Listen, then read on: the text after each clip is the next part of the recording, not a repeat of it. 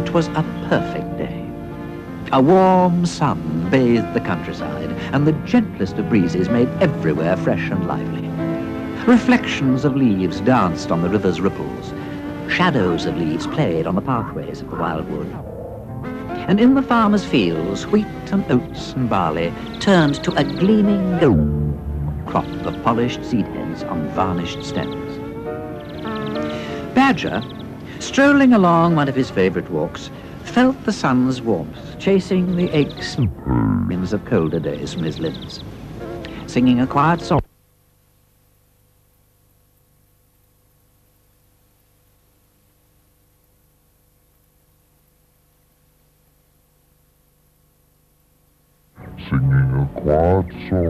Thinking quiet thoughts, he felt content. Oh, what's that? Huh? Where did that come from? Oh, here's my ball.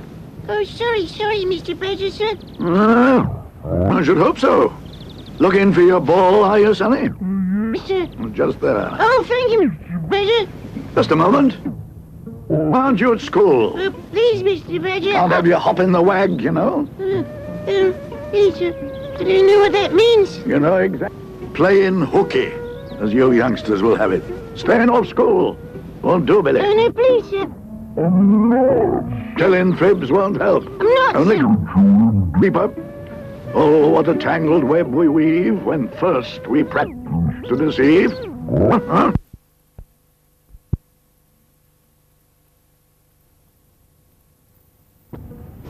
Pardon, Mr. Badger? Yes, well, never mind. What I'm saying is, tell the truth and go to school. But I can't, sir. Well, I can tell the truth, sir, but I can't go to school, sir, because school is closed. Closed? School's closed? Please, sir, yes, sir. Omar Scribble, Mrs. Gribble, sir, has had to go away. Mrs. Gribble gone away? Oh, yes, sir. It's her mother, sir, in the next village, sir. She's not at all well, and Mrs. Gribble's had to go and look after her, sir. And the school's closed infinitely, sir. Indefinitely? Yes, sir, that's right. Indefinitely. I see. That won't do. Can't creatures doing without school? Please, sir. All right, sir. No, it's not all right. No, I shall consult my friends about this and we'll see what we can do. Oh, yes, sir. Thank you, sir. Now, take your ball. Off you go. Yes, sir. Bye, Mr. Badger, sir. No school. No school. Just won't do at all. I quite agree, Badger. It won't do. But what can we do about it? Well, in the absence of Mrs. Gribble, there is only one thing we can do. Teach them ourselves. Teach them ourselves? Good heavens, Badger. I don't think you need us, Badger. You could do it all yourself. Nonsense, Mole, nonsense. You're too modest by half. Besides, I don't want my little place jam-packed with noisy youngsters. Ah. So, 3 or 4 here, 3 or 4 with you, and 3 or 4 with Rat. It'll work much better. Hello. That sounds like... Anybody home, Badger? Ha-ha! Toad. I say, I didn't know you were all here. I expect you're having a bit of refreshment at Shea, Badger. No, Toad, we're... Jolly good. Awfully thirsty work motoring, you know, dust in the throat. You see what I mean? Am I to take it you'd like a cup of tea, Toad? I say, what a spiffing idea. And I expect you'll insist on me having some of your fruit cake and a biscuit or two, huh, Badger? Oh, you're so overwhelmingly generous, you know. Well, I'll see what... No, Badger, you stay there. I'll get it. Ha! You're too kind, Mo. Yes, he is. I'd get it, only the journey's been a bit of a strain. Really? Oh, yes. Youngsters all over the place playing about on the paths. If my reactions weren't like lightning, if I wasn't a natural driver, don't know what's got into them. It's Mrs. Gribble. Gribble. No, it was rabbits mostly. Badger means they're playing about and making a nuisance of themselves because Mrs. Gribble... Mrs. Gribble? The school teacher. Oh, that Mrs. Gribble. Mrs. Gribble has gone off to look after her sick mother and the school's closed. By Jove, I bet that's why those young fellas are all over the place. Precisely. Here we are. Oh, jolly good. Yes, Badger's been suggesting that we run a school for them, so they don't get silly and empty-headed and bored. Oh, why? What's he going to do? We are going to give them lessons, Badger and Mole and I. I say, what a jolly good idea. You mean run a sort of school for them? Yes. My word, yes. Oh, a school. Whoo! There's all sorts of things I could teach them. Hey, I could turn Toad Hall into a school. Now look, Toad. No, not a school, no. An academy. Yes, Toad Hall, Academy for the Children of Gentle Persons. Toad, Headmaster? Oh, no. The High Master. Yes, that's a much better ring to it. High Master, Mr. Toad, M.A. M.A.? Muddled animal. Sorry? Nothing. We are merely Toad going to take 3 or 4 youngsters each and pass on what little learning we have. Whew, rubbish. No. Toad Hall Academy. The finest school in England. Yes, and it opens tomorrow. Oh, Toad. So there was the Baron's army inside the walls of the great city, with the huge gates locked and barred. Locked and barred. And outside was the other army, who just couldn't get in. So what did they do? They climbed over the walls, Miss Mole. Their enemies pushed their ladders over. They bashed the gates in. Couldn't get near enough for the arrows. Please, sir, I don't know, sir. They called for the tunnelers, the moles. Oh, tunnelers? Oh, And they dug right underneath the walls and blew them up with gunpowder. Blow them up. Oh. And that's how my ancestors helped to beat the wicked Baron Belette. Right, now then. Excuse me, Mr. Mole. Hello, Willie. What are you doing here? Please, Mr. Mole, can I come to your lesson? But I thought you were with Mr. Toad. Yes, sir. But can I be with you? Well, I suppose so. Sit yourself down. I'll tell you a bit more about knights and barons and battle. And then, after he'd won the Battle of Trafalgar, Columbus discovered America. Please, Mr. Toad, it was Nelson. Look, Georgina, I know who discovered America. No, sir. I mean, Nelson won the Battle of Trafalgar. That's what the silly old history books may say. But I know Columbus beat him easily. Because of the elephant. Sir? Will you stop interrupting, young lady? You'll never learn anything if you don't listen. No, sir, I won't. Yes. Now, there is an easy way to remember when Columbus discovered America. A little rhyme.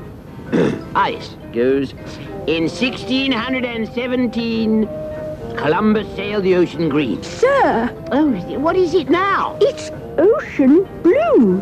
Ocean blue? Ocean blue? Don't be ridiculous. That doesn't rhyme with 17. No, sir. It rhymes with 1492. Hey? Well, I know that. And it rhymes with there was an old woman who lived in a shoe as well. But we're doing history, not English literature. That's tomorrow. Yes, sir. Now, where was I? So, saying farewell to Charles II, Columbus and his faithful Vikings set sail in the Golden Hind. And weeks later, landed on the coast of America, not far from Sydney. Eureka! He cried out as he saw the natives paddling up in their coroners. And long before them, even the Romans lived hereabouts. Oh, the Romans. Yes. And they gave us many, many things. They gave us laws to live by, and they gave us words. Words, Mr. Badger? Yes, words. Indeed they did. But, sir, we don't speak Roman, sir. Well, we speak Latin, as they did, or bits of it. What bits, Mr. Badger? What bits? Oh, lots of bits. For instance, why are your lessons like the river? Don't know, Mr. Badger. Well, the list of your lessons, all the ones you have to do in a year, is called the curriculum. And I bet you don't know what that means in Latin. Well, lessons, sir. No, Teacher, sir. no, Classes? no. It means a race, or sometimes a racing chariot. Because, you see, a racing chariot runs a race course, and your lessons, a course of lessons, run for a year. But the word that word starts from is currere, to run. To run. Now, who can tell me another word that comes from currere? Something else that runs. Something you find in a river. Oh, Mr. Badger, sir. Oh, no. Yes, young otter. I should have guessed. Well, what runs in a river and comes from the Latin currere? Sir, the current. Quite right. Well done. The current. I got it right. So you see, your lessons, curriculum, and the current in the river both come from currere. And that's why your lessons are like the river. Oh, yeah.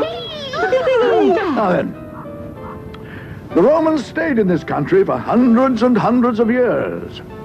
But they couldn't stay forever, because things back at home, in Italy, weren't going too well.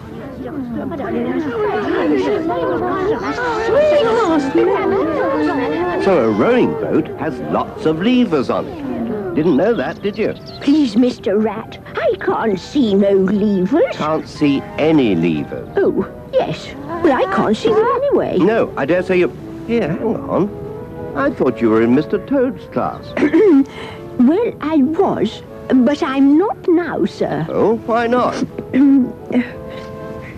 Don't know, sir. My brother was in Mr. Toad's class too, Mr. Rat, but he's gone to Mr. Mole.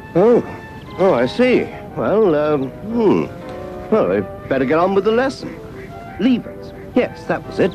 Well, now, this is a lever. It's an oar, Mr. Rat. Yes, it's an oar, and an oar is a lever. Now, you chaps in the boat, do a bit of rowing. Not too fast. Now, you see, they put some force into one end to pull the oar back. But because the oar's in the rowlock, which acts as a... What, Billy? A fulcrum, sir. Right, as a fulcrum. The other end of the oar goes the other way, pushes the water back, and the boat forward. So, it's a lever. Oh, yeah.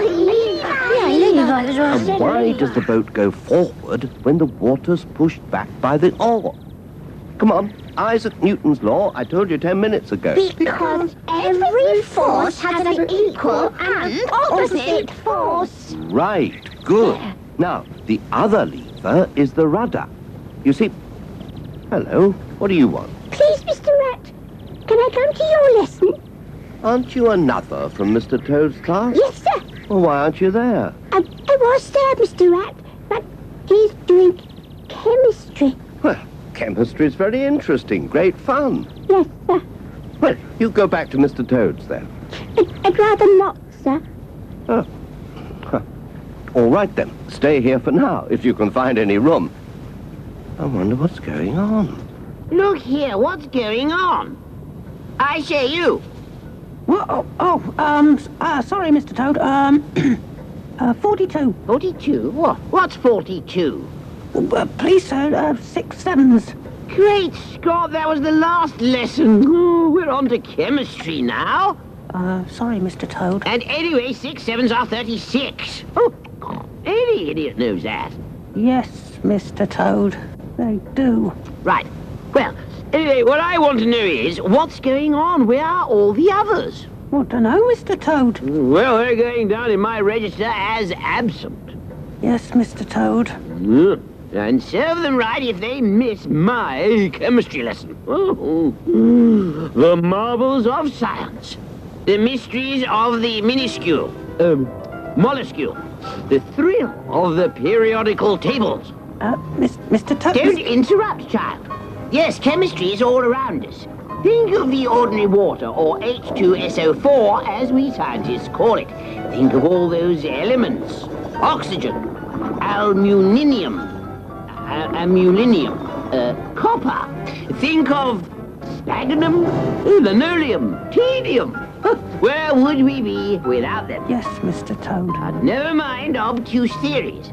Today, I am going to demonstrate what happens when we combine...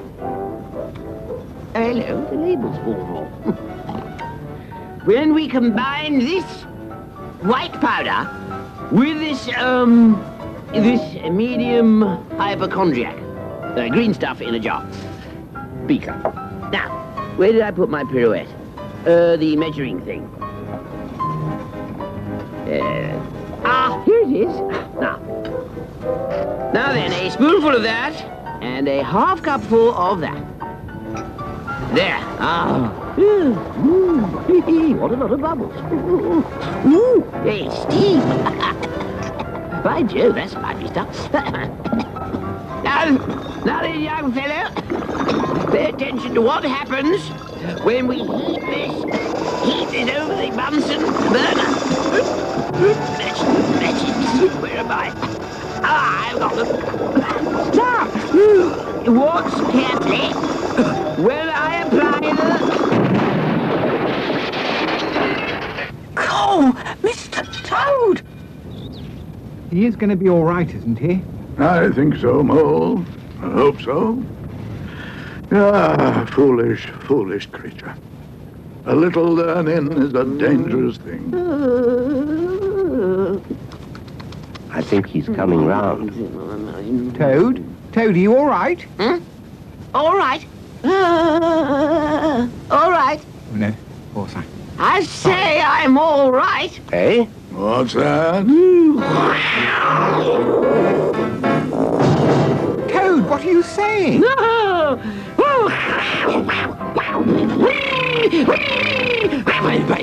You don't think he's delirious, do you, Badger?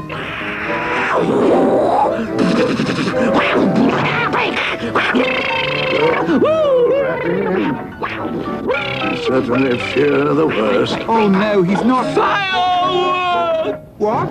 Fireworks? The world's finest. Toad, I really don't... No, I'm a natural genius of the pyrotechnic spectacular. Oh. I shall be the world's greatest manufacturer of Mr. Toad's fantastic fireworks. Oh, fizzing and whooshing and boom. Oh, it's the only thing. Oh, Toad. Spinning a dream woven silver and gold, from sunshine and shadows and day.